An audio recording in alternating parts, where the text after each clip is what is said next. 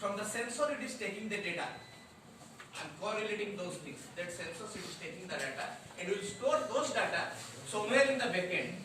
Your Android, that is the operating system, it is taking the data. IoT, Internet of Things, it is a thing, and then your mobile is also a thing. His mobile is also a thing. These are interconnected with the Internet of Things.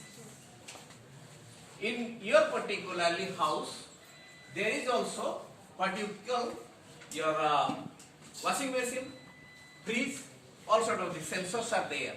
If you want to take the real-time data, if those sensors will sense the data and will transfer the data through some medium means obviously it needs some but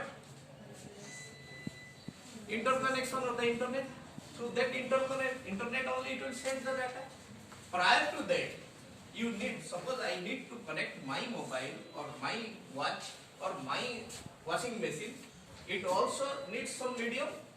When I am transferring my data from my mobile to his mobile, what I am using?